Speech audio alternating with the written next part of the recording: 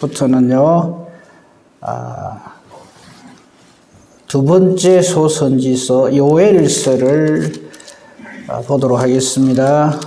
소선지서 12소선지서 중에서 호세아서는 이제 끝이 났고요. 이제 두 번째 요엘서에 대해서 좀 살펴보도록 하겠습니다. 요엘서는요, 일단 1장 1절 말씀 읽고요. 오늘 서론의 이야기를 좀 먼저 하고 또 말씀을 좀 더 전하도록 하겠습니다. 버두엘의 아들 요엘에게 임한 여호와의 말씀이라. 아멘.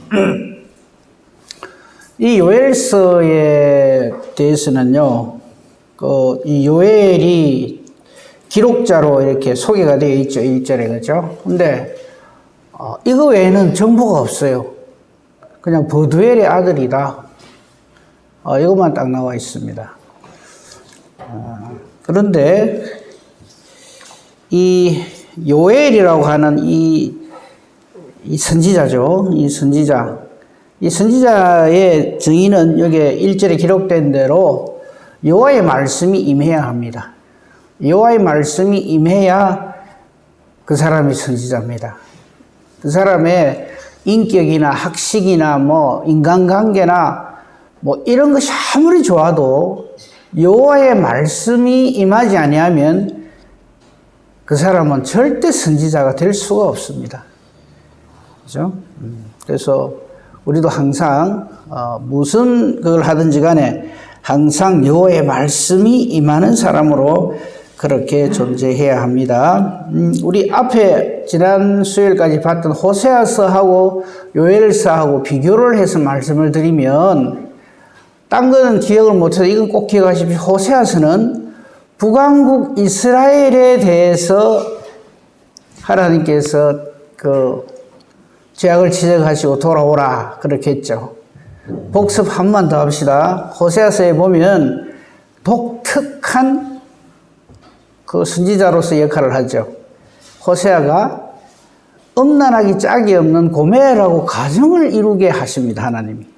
그렇게 함으로써 그 고멜을 회복시키는 거죠.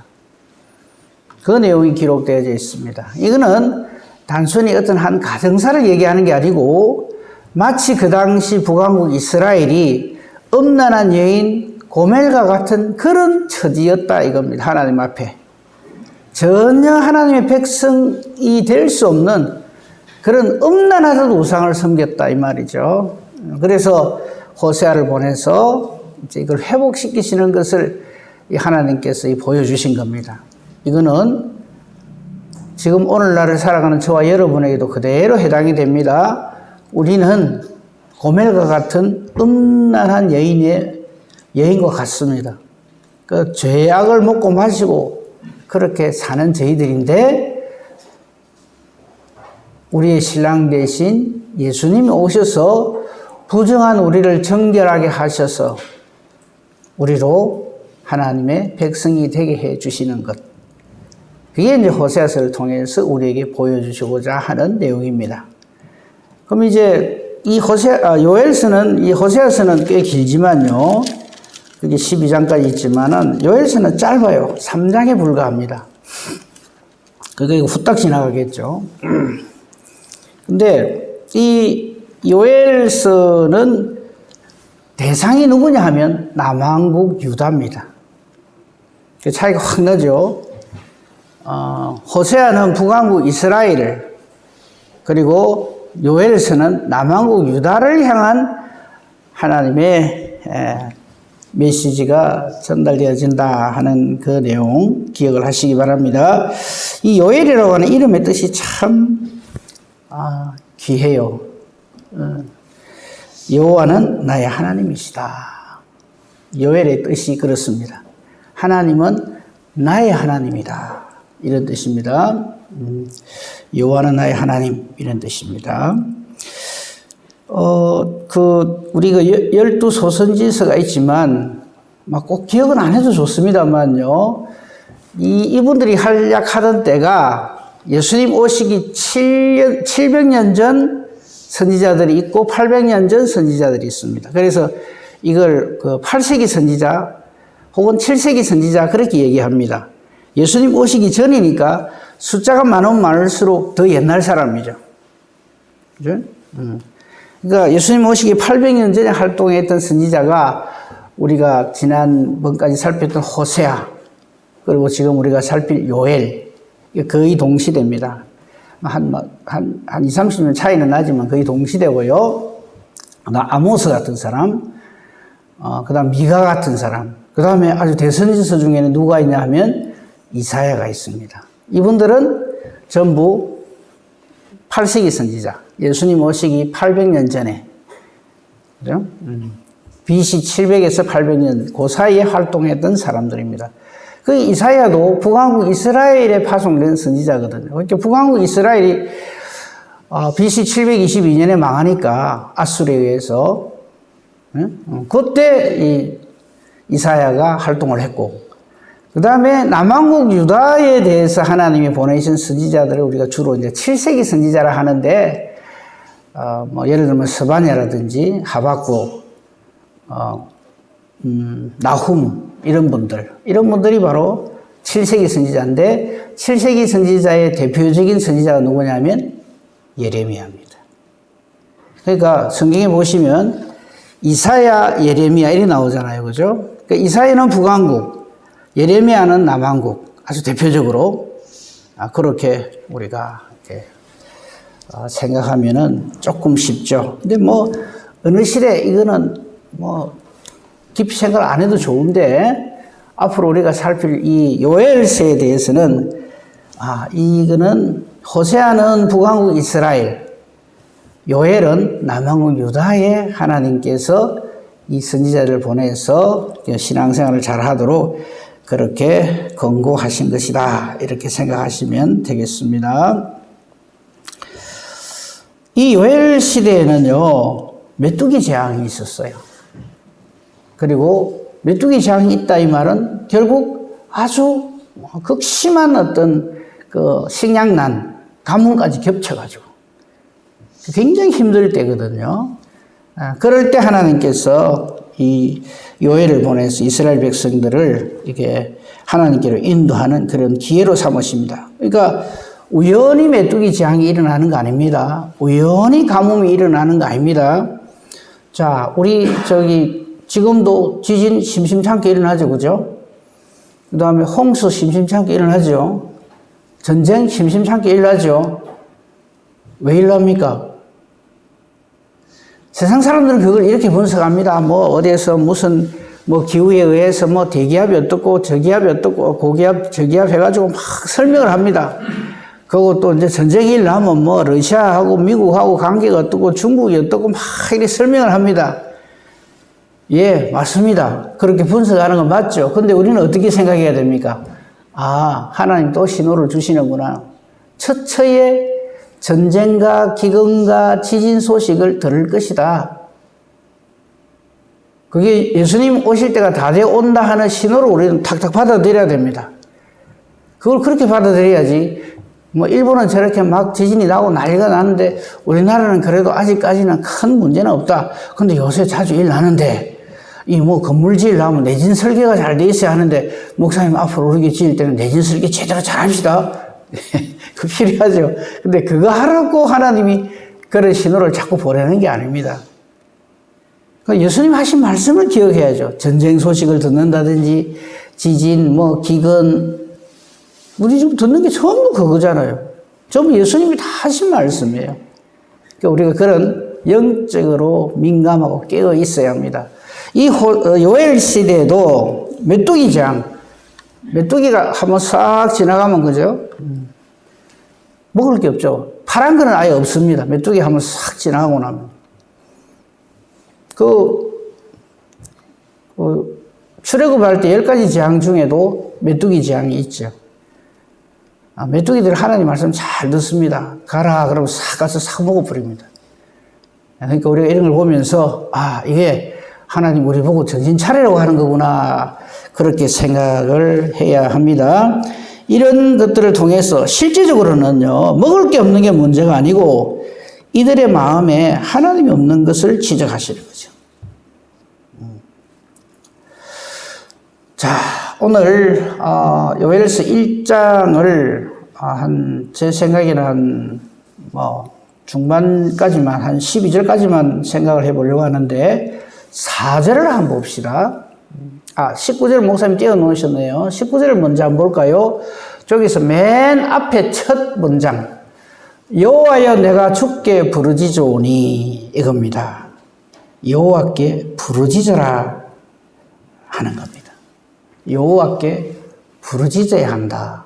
그러니까 우리가 이런 환난과 핍박이 있을 때 여호와께 부르짖어야 합니다. 여호와께 부르짖으라는 말은 단순히 기도하라는 말이 아니라 하나님을 찾으라 이 말입니다. 우리의 기도가 기도되려 그러면 늘 주장했습니다만요. 하나님이 들으셔야 그게 기도입니다. 하나님 안 듣는 기도를 아무리 길게 해봐야 그건 소용없어요. 하나님이 들으시는 기도자가 되어야 됩니다. 그렇죠? 그리고 이 요엘서에는 아주 가장 독특한 최고로 우리가 좀 주목을 해서 봐야 될 말씀이 있는데 그게 뭐냐면 여기에 성령 임함의 이 예언이 여기에 미리 나옵니다. 그거는 꼭 찾아봐야 되겠죠, 그죠? 요엘서 2장 28절, 29절 한번 보십시다.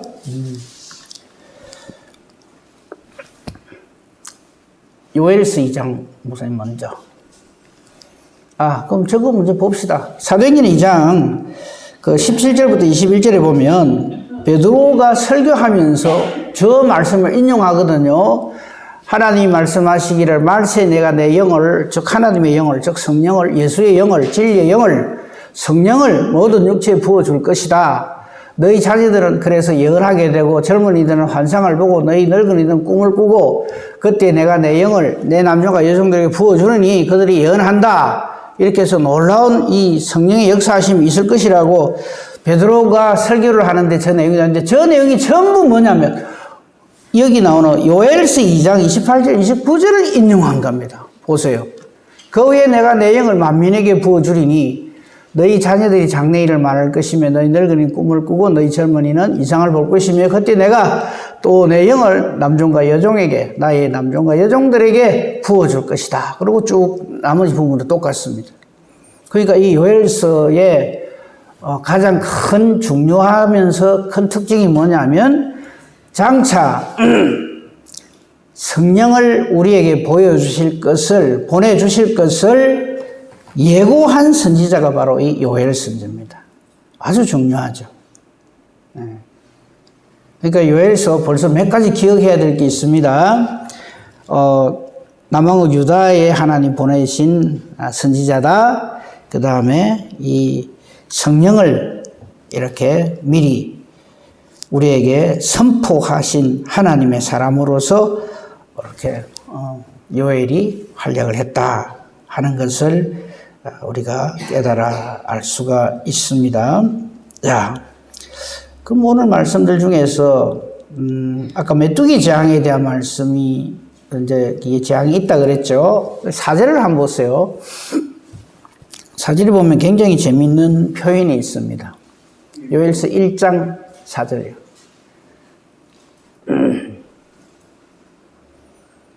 그러니까 요엘서는 성령이 임하실 것을 미리 예고했다는 거 기억하십시오.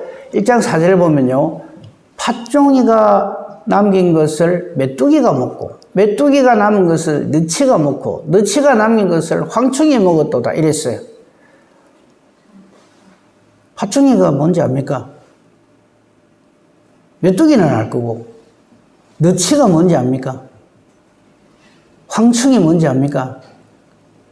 저거 메뚜기입니다. 그러니까 보통 메뚜기가 와서 한번 싹 썰어갔다 이게 아니고 엎치고 덮치고 뭐 색깔이 파란 거는 하나도 없도록 싹 썰어버렸다 이 말입니다. 팥종이나 메뚜기나 너치나 황충이나 다 이거 사촌지가입니다. 다 그놈이에요.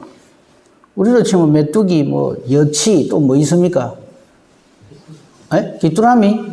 귀뚜라미도 메뚜기입니까? 하여튼 뭐 그런 식으로, 하여튼 그런 것들이 하여튼 어디서 날라와가지고 그냥 싹 묶고 가버린다, 이 말입니다.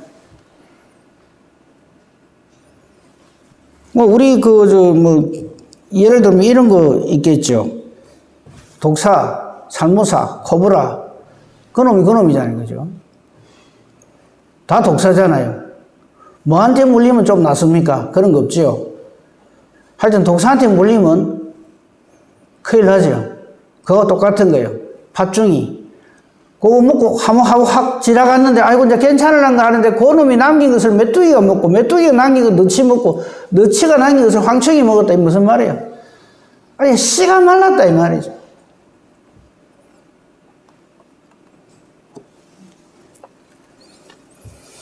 그리고 우리가 이런 자연현상이나 저런 뭐 메뚜기 장애, 우리나라 메뚜기 장애 이런 게 잘 없는데, 이런 걸 보면서, 이게 하나님께서 한번 칩버리면 끝이구나 하는 걸 깨달아 알아야 됩니다. 아무리 농사 잘해도요, 태풍 한번 샥, 홍수 한번 싹 하고 나면 끝이죠. 저건 어째 막을 수도 없어요. 요즘 뭐 조금 할 줄 안다는 게 온다 하는 거예요. 이전에는 잘 못하는데, 지금은 이제 뭐 기상예보 이런 게 발달돼가 온다 하는 거 아는데 알면 뭐합니까? 막을 길이 없는데. 막는 길은 딱 하나죠. 빨리 도망가라. 그거밖에 없어요. 하나님이 내리칠 때는 이게 약이 없습니다. 그냥 무조건.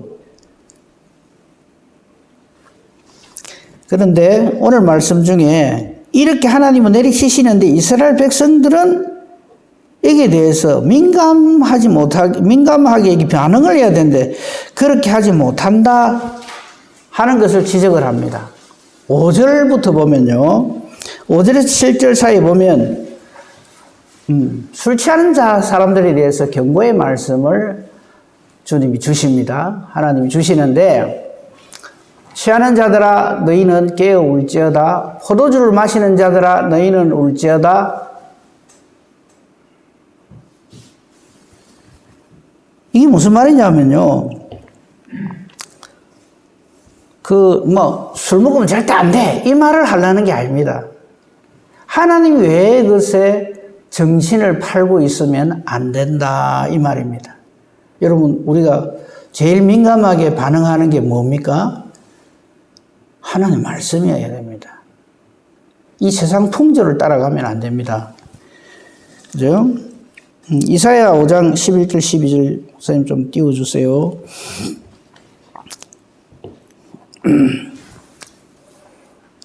아침에 일찍 일어나 독주를 마시고 밤이 깊도록 포도주에 취하는 자들은 화가 있다. 저게 단순히 음주의 문제가 아니고요. 그들의 삶이 저러하다는 거죠. 12절에 보면 연회를 베풀고 수금, 비파, 소고, 피리, 포도주를 다 갖추어도 하나님 행하시는 일에는 관심을 두지 아니한다 이거죠.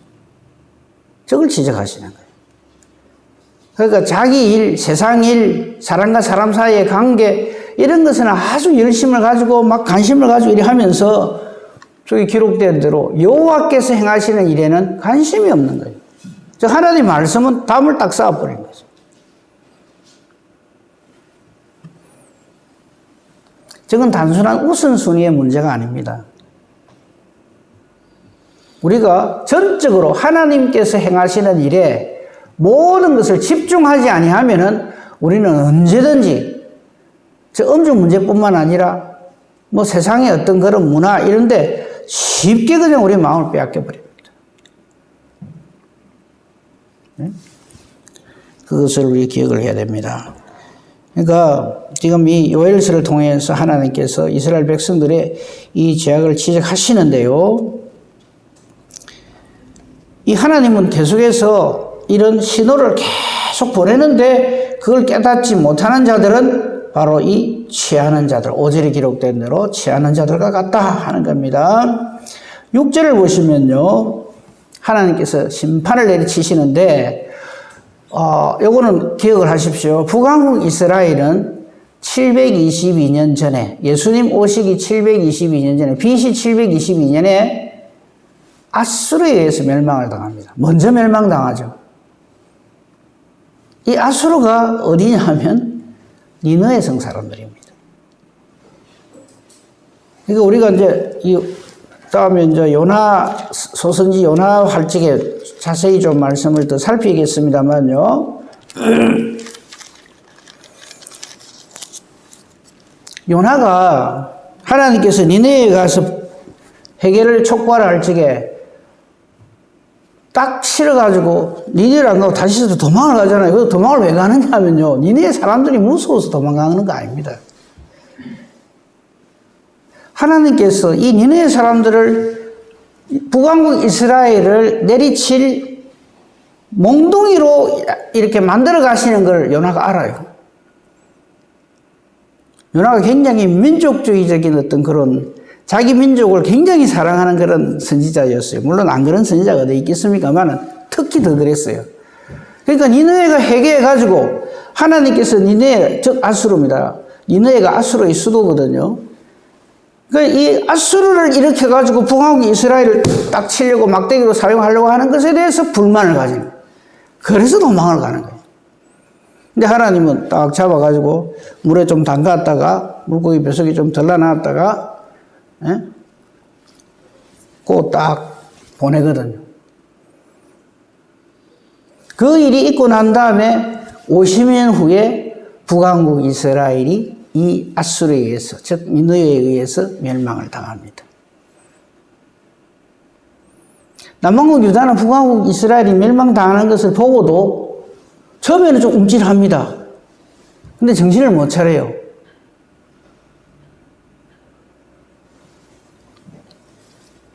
예수님 오시고 586년 전에, 그죠? 200년도 채 더 못 버텼어요. 북왕국 이스라엘 망하고 난 다음에. 결국 바벨론에 의해서 멸망을 당하죠. 그러니까 이게 대소선지서를 통해서 우리에게 뭘 말씀하려는가 하면 마지막이 가까워 왔다 이거예요. 단순히 나라가 망한다 이 말이 아닙니다. 우리 대한민국이 안 망하도록 뭐 어찌해라는 게 아닙니다. 반드시 하나님의 말씀하신 그 때는 반드시 임한다. 그러니까 정신을 차리고 근신해서 어떻게 말씀을 붙들고 믿음으로 살아야 되는가 하는 것을 선포해 주는 말씀이다 이 말이죠.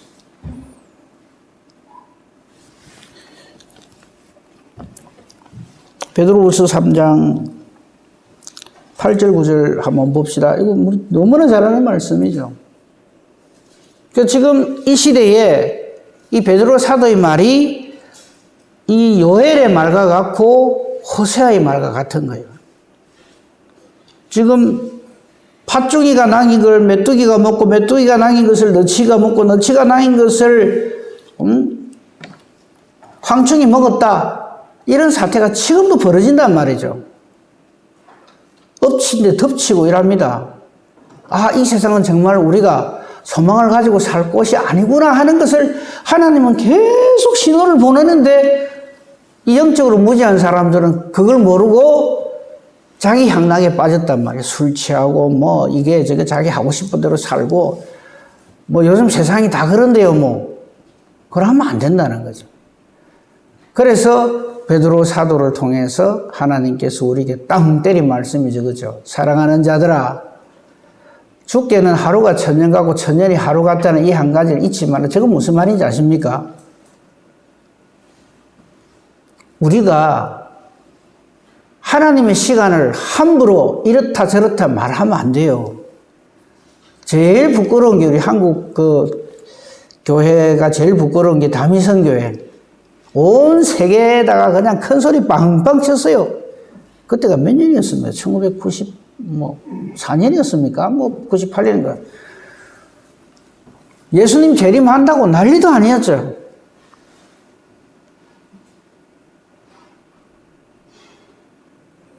그 하나님 시간을 사람이 재고 앉았어요. 그래서 이때 되면 오시는 거는 틀림없어요. 근데 언제 오시는 게 뭐 그리 궁금합니까? 하나님은 약속하신 대로 그대로 임하시고 이루어 가십니다. 근데 하나님께는 저게 우리가 생각하는 그런 시간이 의미가 없다 이 말이죠. 하루가 천년과 같습니다. 하루를요, 우리는 24시간이라 해가지고, 요 하루를 어떻게 쓸까 하는데, 하나님이 하루를 천년으로 확 늘이가 사용하시는 겁니다. 그죠? 그러니까 순초 단위로 얼마든지 역사하신다, 이 말이죠. 거꾸로, 천년 같은 엄청난 시간도 하루로 확 줄여가지고 사용하신단 말이죠. 그러니까 하나님이 어떤 분인지를 좀 알고 우리가 신앙생활 해야 된다는 말이 저 말이에요. 저걸 액면 그대로 받아들여갖고, 하나님한테는 천년이 하루고 하루가 천년이다. 이렇게만 생각하면 안 된다, 이 말이에요. 그러니까 하나님의 우리와 완전히 다르심, 완벽하게 탁월하심을 말씀하는 거예요. 근데 그 하나님께서 심판한다라고 말씀하셨어요. 예수님이 좀 있으면 우리 성천 예배 드리잖아요. 예수님 왜 성천하십니까? 나 있는 곳에 너희도 함께 있도록 하기 위해서 천국에 가 계신단 말이죠. 먼저 미리. 주의 약속은 어떤 이들이 더디다고 생각하는 같이 더딘 것이 아닙니다. 왜 이리 빨리 안 오시는, 좀 빨리 오시면 좋겠는데, 이게 뭐냐면 아직까지 구원받기로 작정된 사람들이 아직까지 구원받지 못했다, 그 시간입니다. 오직 주께서는 너희를 대해 오래 참으셔서 아무도 멸망하지 아니하고 다 회개하기에 이르기를 원하신단 말이죠. 거기지. 아이고 하나님 뭐 오신다 해라놓고 예수님 오신다니고 왜 안 오시노? 아직 멀었는갑다. 그걸 지금 우리가 계산하고 있어요. 언제쯤 오실 거야 아마. 뭐 2000년이 될지 3000년이 될지. 그게 관심 가지지 말고 반드시 오신다. 그리고 또 하나, 하나님의 저 오래 참으심. 그 때문에 저와 여러분이 사는 겁니다. 그죠? 우리 꼭 기억해야 됩니다.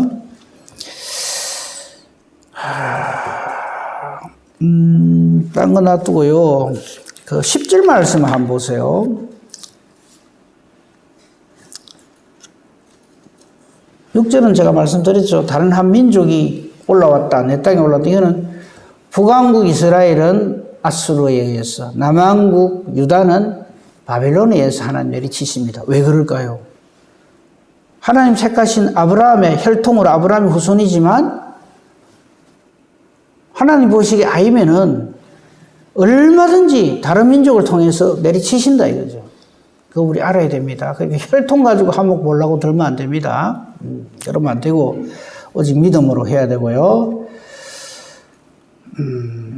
10절 말씀은 좀 봤으면 좋겠어요. 이게 표현이 참 좀 독특하고 재미도 있고 그래요. 그 7절 먼저 잠깐 볼까요? 그들이 내 포도나무를 멸하며 내 무화과 나무를 긁어서 말갛게 벗겨버린다. 그 모든 가지가 하얗게 됐다. 저 표현이 참 대단한 표현이에요. 그러니까 이미 아까 메뚜기 네 종류가 있죠. 싹 쓸어버리는데 물게 뭐 있습니까? 아무것도 없는데 이 민족들이 쳐들어와가지고 6절에 나왔죠. 그죠? 이 민족들이 또 올라와가지고 모든 하여튼 뭐 초금 목피 이것도 못하도록 예? 이 보릿고개보다 더한 거예요. 아니 싹 쓸어가 버리는 거죠. 그러니까 오죽하면 모든 가지가 하얗게 돼버렸어요. 제가 그 어린 시절에 여러분 다 기억이 있을 겁니다. 우리 윤근사님은 그런 기억이 있는가 모르겠는데 4월 5일만 되면 그 나무 심으러 간 거 기억납니까? 나무 심으러 갔어요? 안 갔죠? 그러니까 아직까지. 옛날에 4월 5일만 되면 나무 심으러 갔어요. 근데 그때 어린 내 눈에 보기에도 너무 산이 민둥산인 거예요. 허연 거예요. 야, 이거 언제 우리가 나무 심어가 푸르게 하겠나? 어린 마음에도 그 생각이 드는 거예요. 그러니까 홍수가, 비가 좀 많이 오면요. 이거 나무가 이렇게 좀, 이게 물을 이렇게 머금어줘야 되는데, 있는 대로 없는 대로 다 그냥 내보내버리니까, 제 어릴 때만 해도 낙동강지게 맨날 그냥, 돼지 떠내려가고, 소 떠내려가고, 초가집 떠내려가고 그랬어요. 근데 어느 날 갑자기, 우리나라가 참 그래도 이게, 나름 열심히 해가지고 경제 성장을 하나님께서 이루게 해주셨어요. 제가 그냥 우리나라가 우리 민족이 탁월해가 그랬다 말 안 하고 하나님께서 그렇게 해주셨어요라고 하는 거는 틀림없는 진리이기 때문에 그렇습니다. 그래서 우리나라를 참 희한한 일이죠. 이방 선교의 대구로 하나님께서 삼아주신 거예요. 얼마나 귀하고 감사한 일인지 모릅니다. 자, 그런데 보세요. 이게 아무나 하기 없는 거예요. 남한국 유다도. 저렇게 메뚜기 떼에 습격을 받아가 쫄딱 망한 데다가 다른 민족의 습격을 받아서 또 쫄딱 망하고, 팔til도 참 말을 참 재밌게 해놨어요.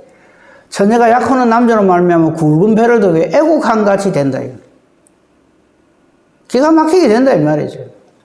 그 다음에 소재와 전제가 여호와의 성전에서 끊어졌고 여호와께 수종되는 제사장도 슬퍼한다. 그러니까 영육간에 다 쫄딱 망해 있다 이거죠. 제가 10절을 왜 보지 않은가 하면요. 저 10절을 다 읽어보면 정말 때린다 또 때리고 또 때린다 또 때리고 그래요. 보세요. 밭은 황무하고 토지는 말라 비틀어졌고 곡식은 똑 떨어졌고 새 포도주는 말랐고 기름은 다 했고 소망이 없는 거죠. 하나님 내리치시면 저렇습니다. 우리가 좀 정신을 차려야 돼요. 일제 36년요. 우리나라가 이완용이를 비롯한 그 을사오적들 그 못된 것들 때문에 나라가 망했다?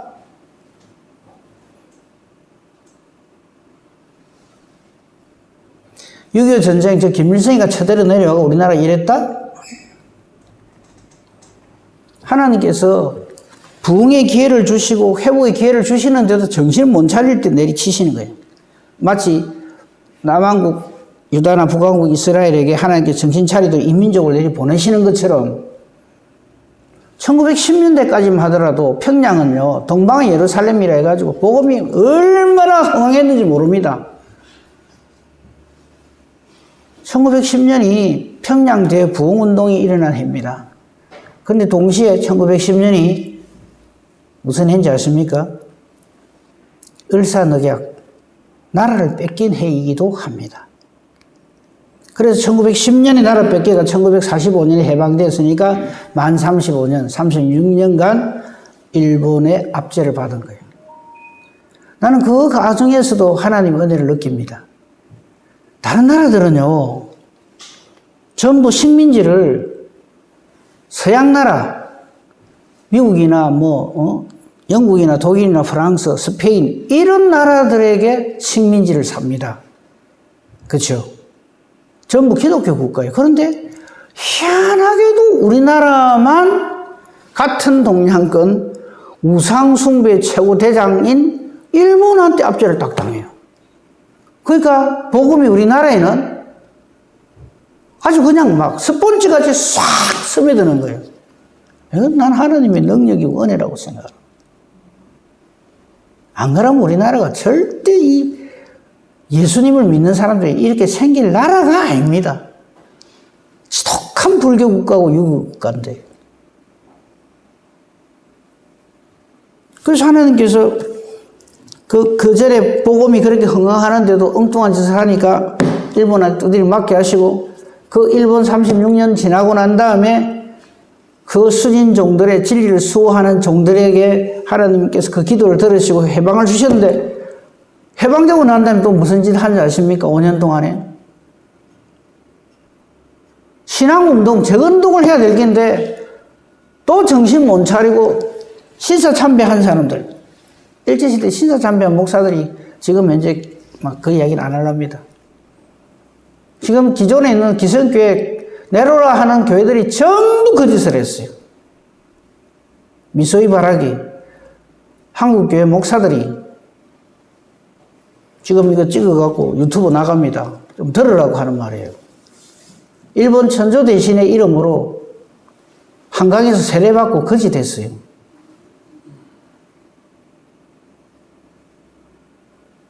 그래도 회개 안 합니다. 그래서 유교를 내리치신 거예요.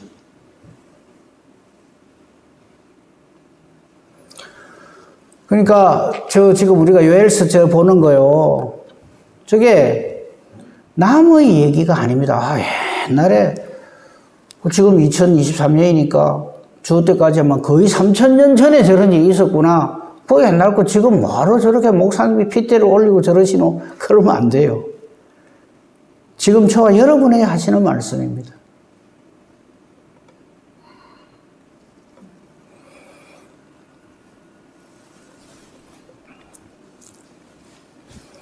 아이고. 말씀 한 군데만 보고 결론으로 말씀을 맺도록 하겠습니다. 요엘서 2장 12절에서 14절 같이 읽고 아멘하고 마치도록 합시다. 뜻을 생각하면서 요엘서 2장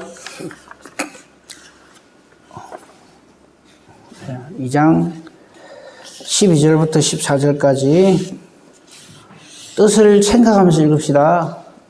같이 읽겠습니다. 결론 삼았어요. 이게 사실은 요엘서 전체의 요절이라고 할 수 있습니다. 같이 읽겠습니다. 시작. 여호와의 말씀에 너희는 이제라도 금식하고 울며 애통하고 마음을 다하여 내게로 돌아오라 하셨나니 너희는 옷을 찢지 말고 마음을 찢고 너희 하나님 여호와께로 돌아올지어다.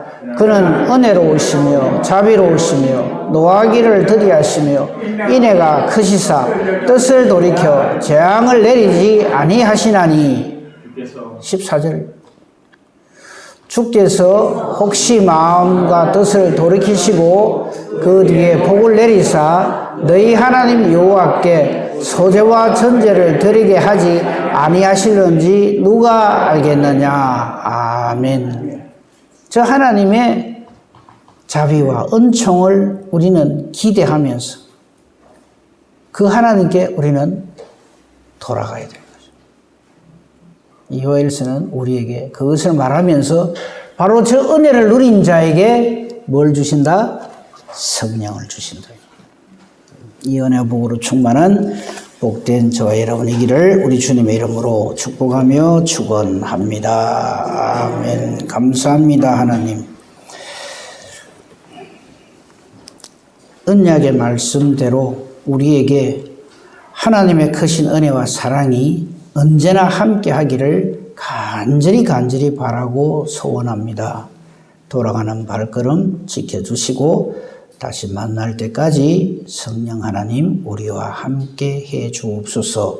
감사하며 우리 주 예수 그리스도 이름으로 기도합니다. 아멘.